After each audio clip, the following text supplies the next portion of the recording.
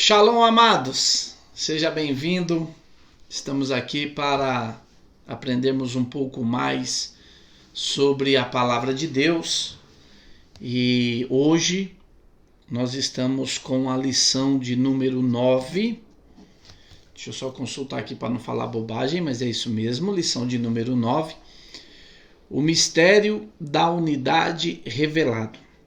Então, nós, como já é de conhecimento de todos vocês, nós estamos estudando o livro, a carta do apóstolo Paulo aos Efésios, e nós chegamos no capítulo 3, o verso, a nossa leitura bíblica, o texto áureo é em 3 e 5, que diz: o qual noutros séculos não foi manifestado aos filhos dos homens, como agora tem sido revelado pelo Espírito aos seus santos apóstolos e profetas. A nossa verdade prática vai dizer: Deus revelou o mistério que esteve oculto desde todos os séculos aos profetas e aos apóstolos do Novo Testamento. Então, o cerne desse texto que nós vamos estudar no dia de hoje é a grande questão da revelação de Deus para outras nações fora a nação de Israel. A Bíblia, a lição vai nos dar o texto de leitura bíblica em classe, Efésios 3, do versículo 1 até o 13, e eu não vou fazer toda essa leitura para nós podermos ganhar tempo na gravação. Mas você pode dar um pause aí no vídeo, dê uma pause, leia Efésios 3, 1, do 1 até o versículo 13, e depois que você terminar essa leitura, retorne aqui para o vídeo. Amém?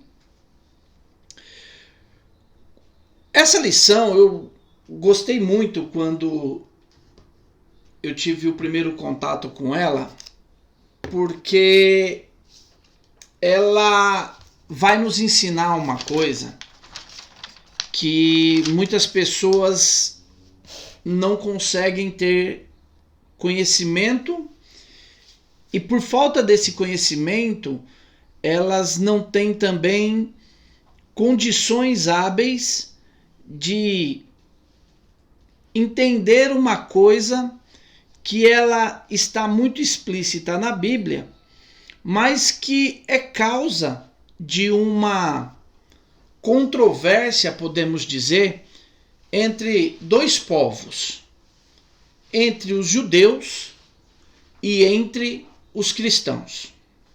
Por quê? Porque o judeu,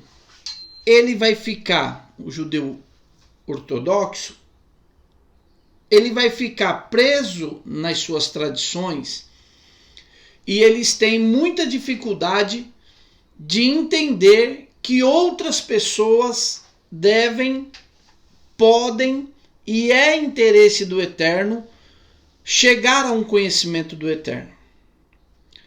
Por outro lado, nós temos os cristãos que conheceram o Eterno, têm conhecimento, e que, de certa forma, ele é preconceituoso com o Antigo Testamento, com os judeus, com aquilo que não é igreja, porque ele também não consegue entender que nós fomos chamados para servir o Deus de Israel. Então Deus não criou uma religião nova. Deus não criou conceitos novos quando ele insere a igreja no conhecimento do Eterno. Ele apenas trouxe um povo para aprender, conhecer e obedecer o Deus de Israel. Eu sempre medito, quando eu penso sobre essas coisas, eu penso no seguinte: o Eterno, ele fez um plano, um projeto na sua infinita sabedoria. Ele fez um projeto de revelação ao mundo. Então, quando você para pensar sobre a revelação do Eterno ao mundo, essa revelação, amados, ela começa no Éden. E ela é uma revelação passada unitariamente. Primeiro de Deus para Adão, de Adão para os seus filhos, dos filhos para os netos, dos netos para os bisnetos, e assim vai. Depois, chega a um determinado ponto que Deus se revela pela última vez a um homem, especificamente, e esse homem vai ser Abraão, e a partir dali Deus começa um novo projeto. E qual é o projeto? É de Deus se revelar através da nação de Israel. Então, veja que Deus não escolheu uma nação. Deus escolheu um homem e falou, de você eu vou fazer uma descendência e essa descendência vai conhecer a mim. Então, Deus vem de forma individual, que vai do Éden até a nação de Israel. Depois Deus se revela ao mundo, já ao mundo conhecido da época, pela nação de Israel, porque a obediência da nação de Israel vai trazer para ela a alcunha do povo de Deus. E essa alcunha, o povo que rodeava Israel, eles vão respeitar porque é o povo de Deus.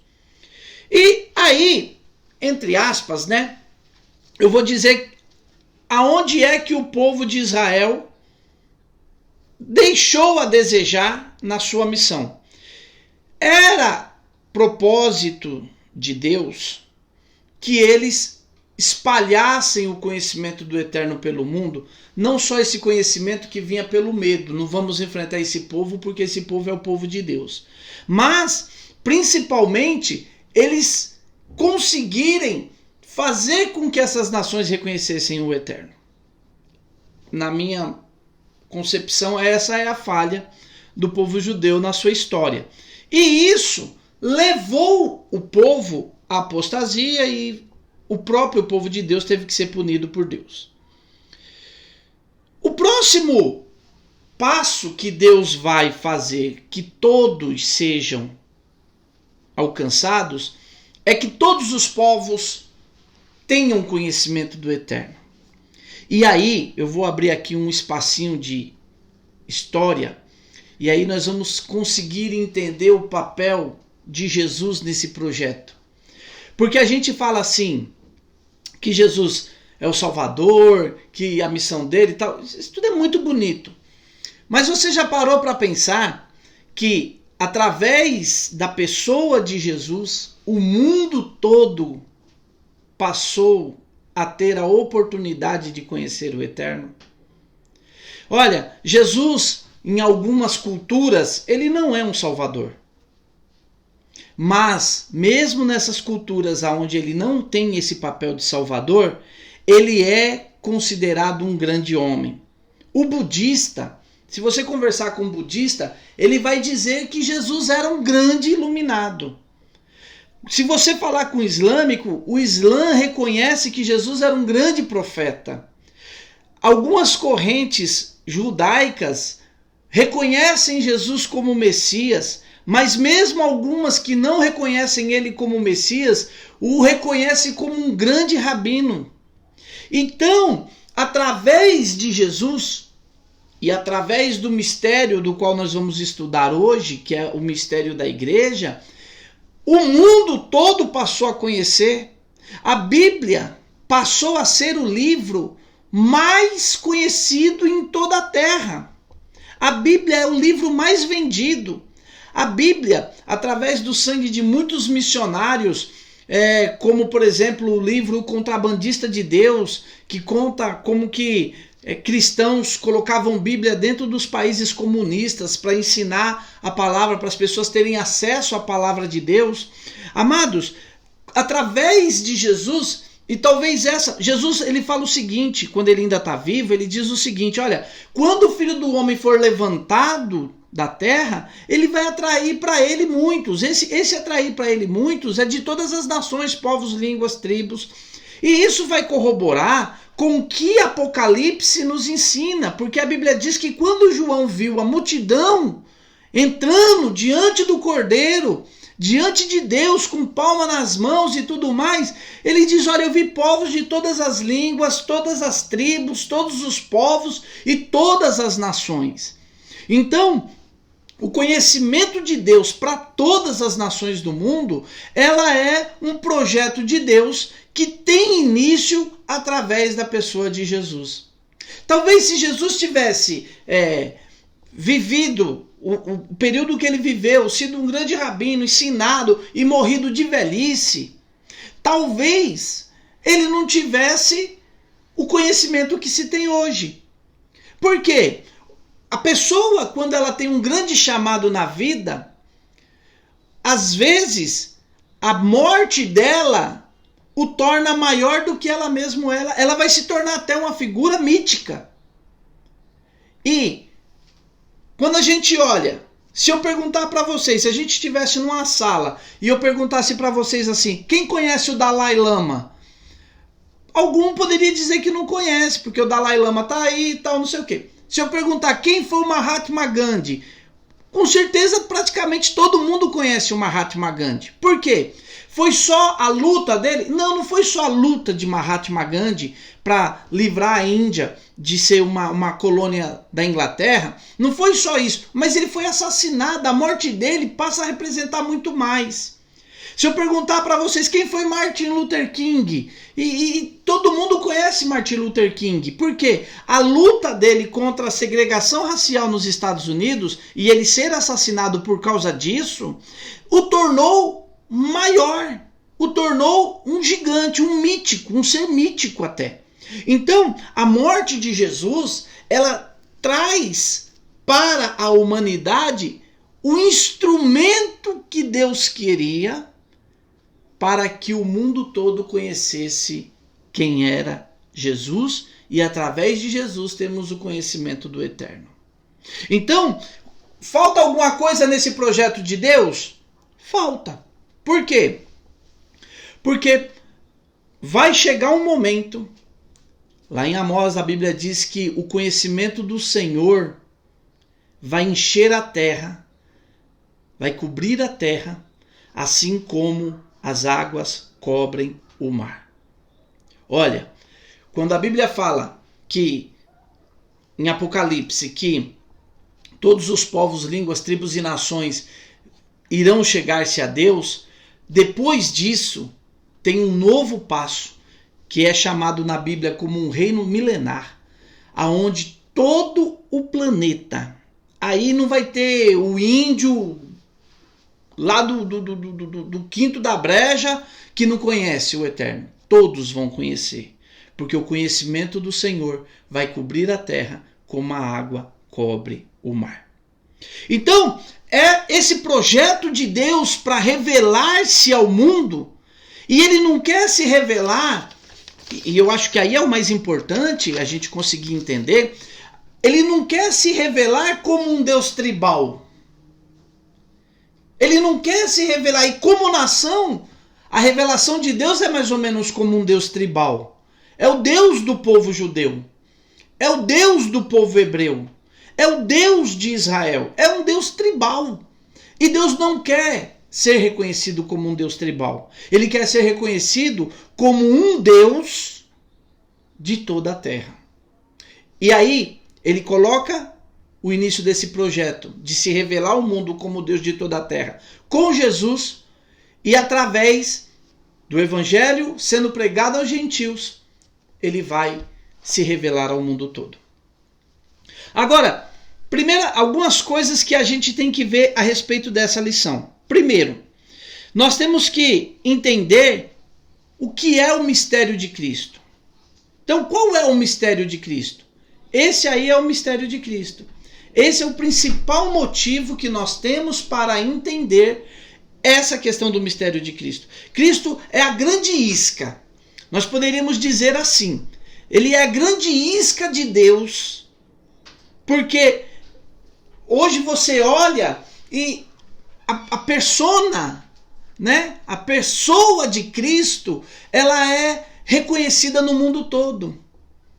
Olha, eu posso não acreditar que ele é meu Salvador, mas eu acredito que ele é um grande filósofo, eu acredito que ele foi um grande rabino, eu acredito que ele é um iluminado, eu acredito que ele é um sábio, eu acredito os ensinos dele. Certa feita perguntaram para Mahatma Gandhi o que ele pensava do cristianismo, e ele falou: olha, se rasgarem, se perderem todas as Bíblias, mas guardarem o capítulo 5 de Mateus, ainda assim é capaz, que é o Sermão do Monte, né? Jesus dando o Sermão do Monte, ele falou, ainda assim é capaz de mudar o mundo todo. Então, o grande mistério de Cristo é ele ser usado. Eu acho que não é uma palavra pesada, porque é Deus que está usando, né? Mas é ele ser usado como chamariz. Isaías, quando ele fala do sofrimento de Cristo, ele vai dizer assim: olha, mas a Deus agradou moê-lo, enfermá-lo, pisar nele. Então, às vezes a gente vê, né, algumas alegorias que as pessoas fazem a respeito da crucificação de Cristo, como Deus tendo aquela figura de dó e tal. Não, aquilo ali era parte do projeto. É como eu falei. Olha, eu vou citar aqui para vocês 1 ou 2 sábios judeus. Rabi Nachman de Bresley. Você sabe quem é? Não sabe. Shimon Bar Yochai. Você sabe quem é? Não sabe. Se você perguntar para qualquer judeu que teme o Eterno, que estuda tal, sobre esses 2 homens, eles vão te falar coisas maravilhosas a respeito desses sábios. Só que o mundo não conhece. Quem conhece é o mundo judeu. Jesus, se ele tivesse morrido de gripe, pneumonia, sarampo, rubéola, de covid, seja lá do que ele tivesse morrido, e a morte dele não fosse uma morte que trouxesse esse ar de redenção, seria mais um sábio judeu. Como a gente vê tantos, falando da Bíblia, Gamaliel. Quem é Gamaliel? Então, qual é o grande mistério? É Cristo. Através de Cristo, o mundo vai conhecer a figura, o poder e o nome do Eterno. E isso é o mais importante, irmãos.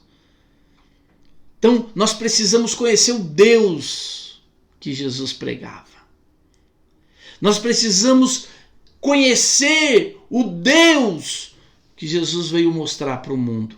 E através disso, o segundo ponto, e aí nós temos que entender, que já lá no Antigo Testamento, Gênesis 3:15, a Bíblia vai dizer, Deus vai dar uma promessa direto a Adão e a Eva.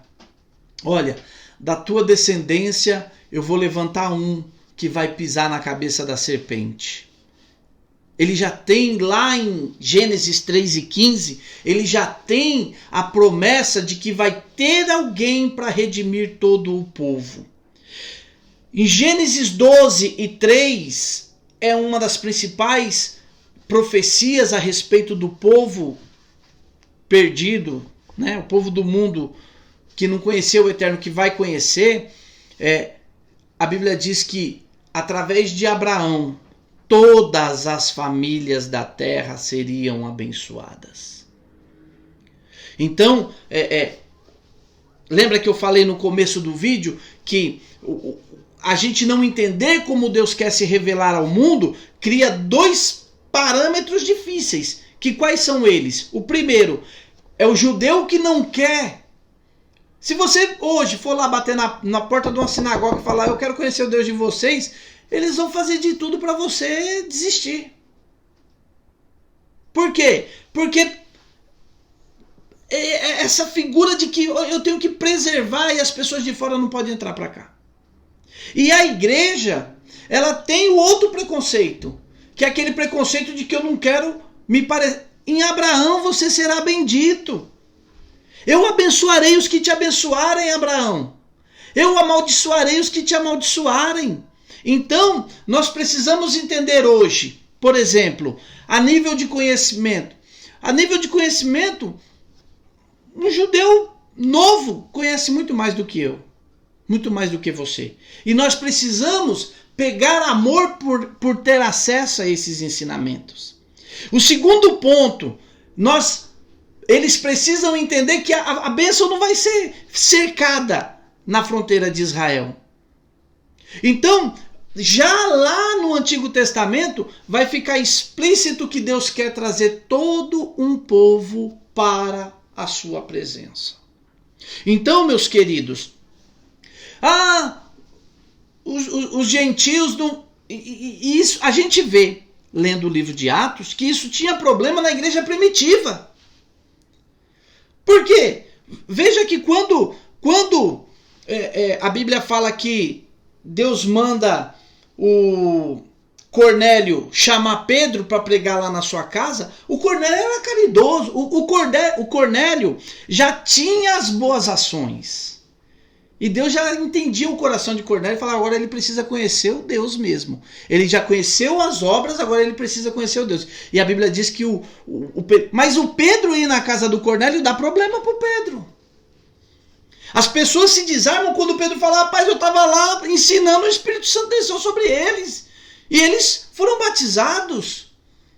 Então, esse é o cerne. Já lá, só que é gradativo. É gradativo esse conhecimento. Deus vai se revelando aos poucos. Nós vemos na Bíblia diversas passagens de povos, de pessoas, povos não, desculpem, mas de pessoas que se convertem ao Deus de Israel. Vocês lembram do Naamã? Vocês lembram? Que ele ficou leproso, tal, o profeta mandou ele dar 7 mergulhos lá no Jordão. A Bíblia diz que quando ele vai voltar para a terra dele, ele faz um pedido, olha, eu quero levar 2 jumentas de terra, porque ele iria fazer um altar lá na terra dele. E ele falou, e a partir de hoje, eu quero que o Eterno me perdoe todas as vezes que eu entrar dentro de um templo idólatra. Porque eu tenho que entrar porque eu sou o braço direito do rei. O rei, eu sou o homem de confiança, eu tenho que entrar junto com o rei lá no palácio, nos lugares idólatras, mas eu quero que o Eterno me perdoe. Então, é um sinal, é um exemplo de pessoas no Antigo Testamento que foram conhecer o Deus de Israel. A rainha de Sabá, ela sai lá da Etiópia e ela vai conhecer Salomão, porque ela quer conhecer não só a sabedoria de Salomão. E ela volta e ela teve um filho com Salomão.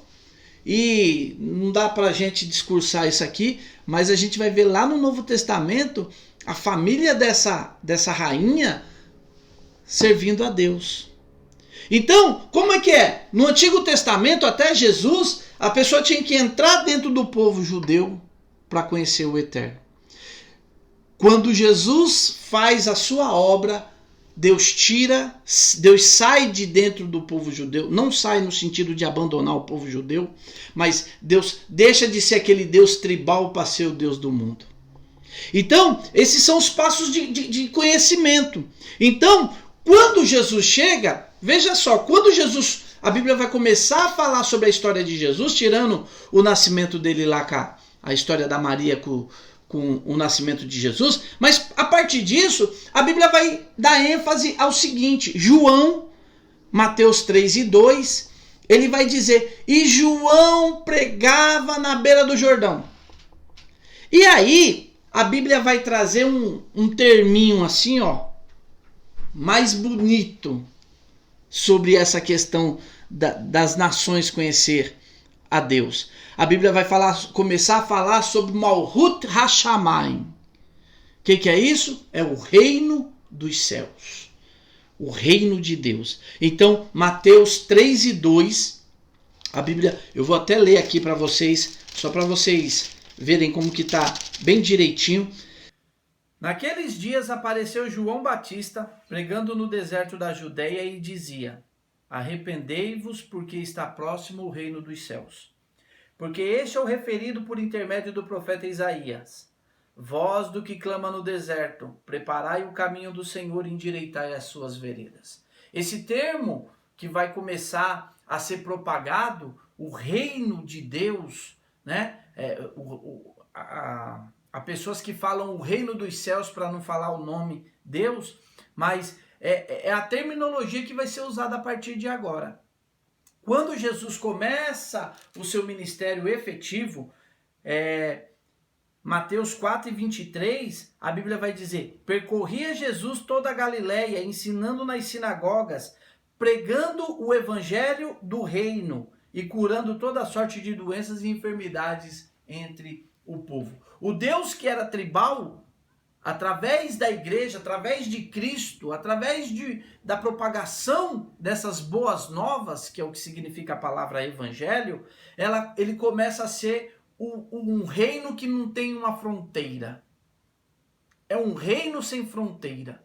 E nesse reino sem fronteira, Deus está se revelando. E o que é mais importante, agora vai começar, ainda não terminou, mas vai começar o processo de que as pessoas que vão conhecer o Eterno passam a ter direitos. Uma das maiores críticas que Jesus faz ao Sinédrio, né, que era um colegiado lá de juízes do templo, ele fala: rapaz, vocês estão num quesito que vocês não entram no céu e nem deixam os outros entrar, fica na porta atrapalhando. Então, esse reino de Deus, ele vai abranger mais pessoas. Por quê? Porque ele vai ser um reino espiritual que vai começar. Nós não podemos entender que a igreja é o ponto final desse projeto de Deus. Não é. Deus ainda tem outro projeto. E nesse outro projeto vai ser, como eu já li o texto de Amós, o conhecimento do Eterno vai cobrir toda a terra. E nesse conceito do Eterno fazer com que toda a terra conheça Ele, veja, qual a diferença, Josué? Você pode perguntar, qual a diferença de povos, nações, tribos e línguas?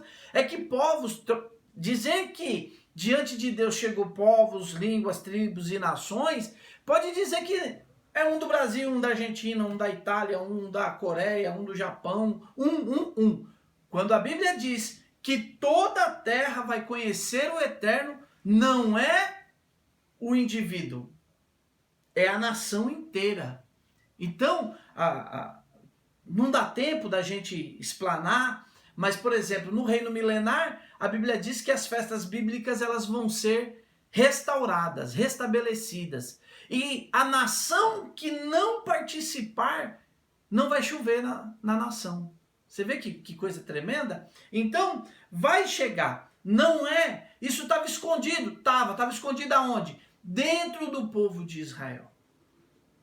Isso ficou muito tempo sabe, é aquela coisa assim, era preciso nascer e não nasceu. Por que Davi e Salomão tiveram os maiores reinos de toda a história no conceito israelita?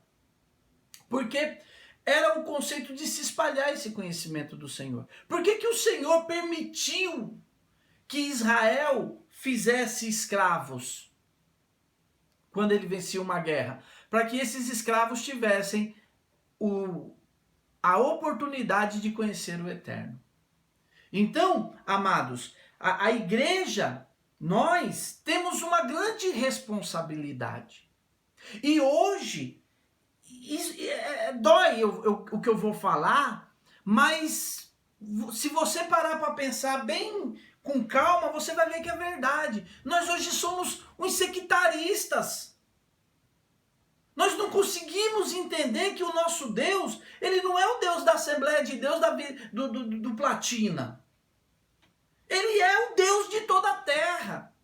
Então, as pessoas, às vezes eu fico vendo, a pessoa vai no YouTube, vai no Facebook, vai sei lá na onde, e fala mal de outro irmão. Meu querido, o nosso Deus, ele não é regional, ele não é da minha igreja. E se nós conseguirmos, uma vez chegaram para Jesus e falaram assim: Jesus, tem uns camaradas ali, ó, nem é da nossa galera, nem é da nossa vibe, e eles ficam lá falando bem de ti. Eu falei: amigo, quem não é contra mim é a meu favor, vem para cá, deixa ser a meu favor. Então, nós precisamos quebrar essa ideia de um Deus que é só dos evangélicos. Um Deus que é só da minha igreja.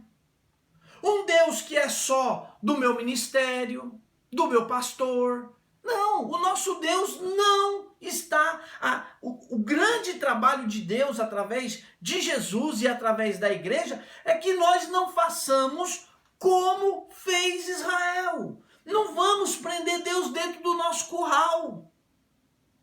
E para isso, eu preciso ser um cidadão do céu.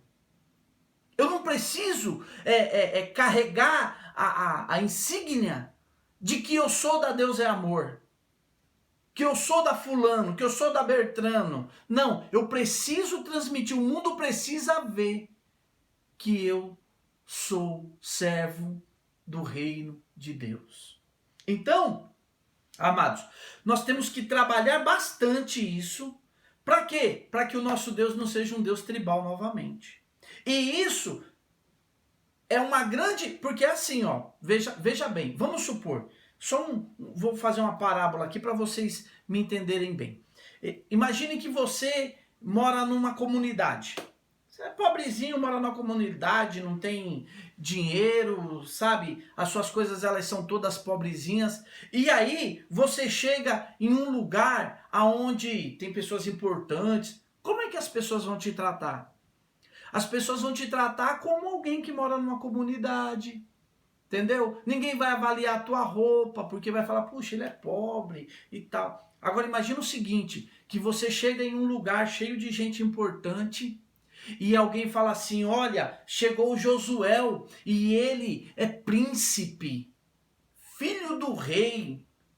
Irmão, se eu tomar água no copo errado, né? Tem aquele jantar chique lá que tem a colher para comer não sei o que, o garfo para comer não sei o que eu também não entendo não, eu sou bocoiosão nisso aí. Mas é só pra gente pensar. Aí eu chego lá e como o frango com o garfo errado. Imagina a gafe. Por quê? Porque as pessoas vão olhar e vão falar, meu, o cara é príncipe. E ele não sabe se comportar. Então, quando você chega e você diz que serve a Deus, que é filho de Deus, a Bíblia diz assim, olha, a criação anseia pela revelação dos filhos de Deus. Então eu tenho que me portar como alguém que seja digno de guardar esse nome, porque as pessoas vão me olhar e elas vão dizer, você não é filho de Deus? Você não é servo de Deus? Então mostra, demonstra. Então, meus queridos, eu gostaria de enfatizar isso para vocês. Nós não fomos chamados para ficarmos aprisionando a Deus. Você tem uma grande responsabilidade. Você tem a responsabilidade de evangelizar o teu vizinho. E a última coisa que eu quero que você use para evangelizar ele é a sua palavra. Eu quero que você evangelize ele com o teu exemplo. Eu quero que você... Amados, vai dar uma falhinha, uma diferencinha na voz aí provavelmente, é porque a gente esqueceu de ligar o microfone aqui. Ligamos de novo. Mas em paz, acho que dá para ouvir. Mas eu quero que você evangelize o teu vizinho, eu quero que você evangelize o amigo do teu trabalho, sem falar para ele que ele precisa largar a bebida, largar o cigarro. O dia que ele conheceu o Deus que você conhece, o dia que ele conheceu o Deus que você prega e que você vive, o cigarro vai perder toda a noção na vida dele. Nós precisamos ter amor pelas almas, e hoje a igreja não está tendo amor pelas almas. Nós precisamos, Jesus, ele aceitou, sabe o que? Ser moído, para que o mundo conhecesse o Pai. E eu vou achar lindo porque em João 17 ele vai falar assim, olha, eu e o Pai somos um só. Quando ele está ensinando os discípulos falam, mostra-nos o Pai. Ele fala, vocês estão comigo e vocês não conhecem? Eu e o Pai é assim, ó, nós somos um só. E para que o mundo também conhecesse esse Deus, ele se doou. se doou, ele se entregou. Filipenses capítulo 2 e o verso 8, e sendo achado na forma de homem, obedeceu até a morte, e a morte de cruz. Hoje, nós não devemos pensar que somos igreja e temos algum status a mais. Você não é melhor do que o pior pecador que você imaginar que existe. Uma coisa que eu acho lindo aqui, nesse texto que Paulo colocou para nós estudarmos hoje, né? Esse texto que nós estamos acompanhando aqui, mas deixa eu ver se eu acho aqui, porque eu quero ler para vocês. Eu quero ver se eu consigo encontrá-lo, porque eu achei isso lindo demais. Eu não vou conseguir lembrar agora onde eu estou, mas ele vai dizer assim que ele é o menor. Ele é o menor e nós somos os menores. Nós precisamos usar esse exemplo. Então, amado, tomara que essa palavra, esse ensinamento seja útil para a sua vida. Deus abençoe vocês. Mande esse link do nosso vídeo para pessoas que você conheça. Convide as pessoas para se inscreverem no canal da igreja. A nossa igreja agora tem um canal oficial. Eu também tenho o meu canal lá, o canal Berarrote. Você pode ser edificado, mesmo sem a gente estar podendo. Todo dia você tem mensagem para todo dia lá. Tanto na igreja quanto no canal Berarrote. Você pode ser abençoado. Deus abençoe a vida de vocês. Em nome de Jesus. Se você quiser fazer alguma pergunta. Vá lá nos comentários do canal e faça a pergunta lá, faça a sua indagação lá. Ou no zap da EBD. Pode fazer a pergunta lá, em qualquer um desses dois, e eu vou respondendo para vocês, tá bom? Deus abençoe, um abraço, até a próxima.